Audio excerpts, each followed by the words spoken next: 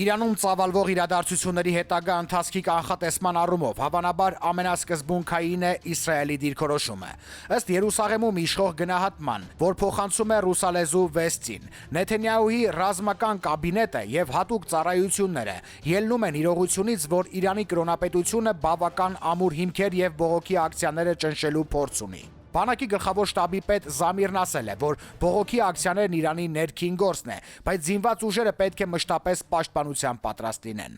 Աչքի է զարնում իրողությունը, որ Իսրայելի ռազմաքաղաքական ղեկավարությունը եւ հատուկ ծառայությունները շատ զգուշավոր դիրքորոշում են որդեգրել եւ ձգտում են առավելապես դիստանցավորվել Իրանի ներքաղաքական իրավիճակից։ Ըստ երևույթին, իրականությանը մոտ են տեղեկությունները, որ թագաժառանգ Փահլավին ԱՄՆ նախագահ Դոնալդ Թրամփից բավարար աջակցություն չի ստացել։ Արևմտյան մի քանի աղբյուր հայտնել է, որ Միացյալ Նահանգների նախագահն Իրանի հարցով առաջարկություններ կստանա հունվարի 13-ին։ Իսրայելի հատուկ ծառայությունները հավանական են գնահատում տարբերակը, երբ Իրանը կդիմի հարձակողական գործողությունների, որպեսզի արտաքին թշնամու դեմ համազգային համախմբում ապահովի։ Այս ֆոնին Թասնիմ գործակալությունը տարածել է Իրանի ղեկավարության փորձագետների բարձրագույն խորհրդի անդամ Այաթոլլա Մոհսան Արաքիի հայտարարությունը, որտեղ նա ԱՄՆ-ին եւ Իսրայելին սպառնում է համաշխարհային ջիհադով, եթե փորձ արվի առևանգել հոգեվոր առաջնորդին։ Իրանի բարձրաստիճան հոգեվոր պաշտոնյան ջիհադին մասնակցությունը սահմանել է որպես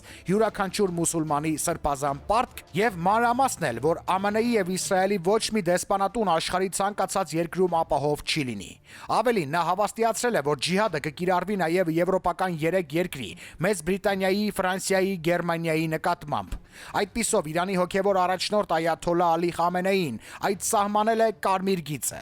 Կրոնապետության ճակատագիրը չի կարող որևէ բանականության առարկա լինել։ Հակառակ դեպքում ԱՄՆ-ին ջիհադ կհայտարարվի։ Կարելի է եզրակացնել, որ այդ հայտարարությունը հասցեագրված է Միացյալ Նահանգների նախագահ Դոնալդ Թրամփին, ով հունվարի 13-ին ստացած առաջարկությունների հիման վրա ենթադրաբար պետք է Իրանի ներքին իրադարձություններին միջամտելու որոշում կայացնի։ Մեծ է հավանականությունը, որ Սպիտակ տունը ձեռնպահ կմնա Իրանի դեմ ուժի բացահայտ կիրառման քայլերից։ Փորձագիտական իշխող տեսակետ կա, որ կրոնապետությունը կարող է հաղթահարել եւս մեկ ճգնաժամ, բայց նրա փլուզումը ժամանակի խնդիր է։ Նյութի աղբյուրը առաջին AM։ Ադրբեջանը կմիջամտի Իրանի ճգնաժամի հանգուցալուծմանը։ ԱՄՆ-ում գործող Իրանի իրավապաշտպաններ կազմակերպությունը հունվարի 11-ին հայտնել է, որ Իսլամական Հանրապետության ուժայինների կողմից ցուցարարների նկատմամբ կիրառված բռնությունների առաջին հերթին մարտական հրազենից կրակոցների հետևանքով զոհվել է նվազագույնը 400 խաղաղ բնակիչ, այդ թվում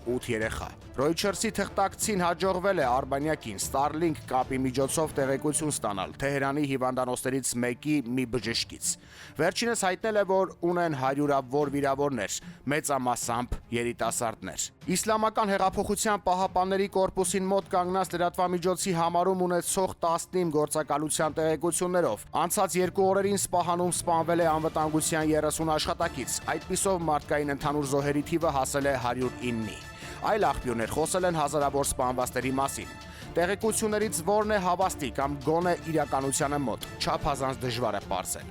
Իրանում համացանցն անջատված է, իշխանությունները սահմանափակել են բջջային եւ նույնիսկ անշարժ հեռախոսակ կապը։ Փաստ է, որ գրեթե 2 շաբաթ շարունակվող բողոքի զանգվածային ակցիաները հանգեցրել են ուժային կառույցների հետ բախումների, որոնց հետևանքով հարյուրավոր մարդիկ զոհվել եւ վիրավորվել են։ Հունվարի 11-ին Իրանի թագաժառանգ Ռեզա Փահլավին կրկին դիմել է իրանցիներին եւ կոչ արել չլքել փողոցները եւ հրապարակները։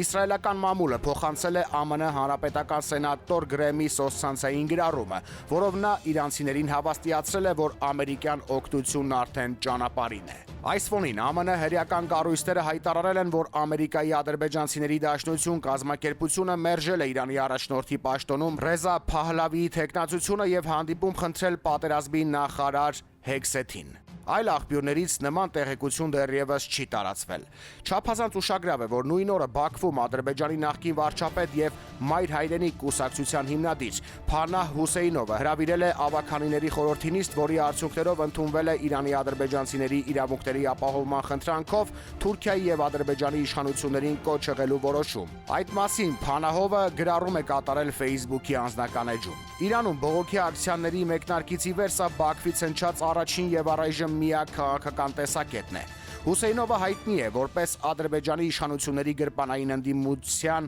ակնառու ներկայացուցիչ։ Ամենայն հավանականությամբ Բաքվում Իրանի նոր առաջնորդի դերում Ռեզա Փահլավիի թեկնածությունն անցանկալի է։ Իշխանական մինվալ պոլիտիկայի մեկնաբանի գնահատմամբ Իրանում քաղաքական հանգուցալուծման ամենահարմար եւ ոչ ցավոտ տարբերակն այն է, որ հոգեվոր առաջնորդ Խամենեին լիազորությունները վերապահի նախագահ Փեզեշքյանին եւ ցրի իսլամական հեղափոխության պահապանների կորպուսը, այսպես կոչված բարքերի ոստիկանությունը եւ տեղական անվտանգության բասիչ ծառայությունը։ Նյութի աղբյուր, Առաջին AM։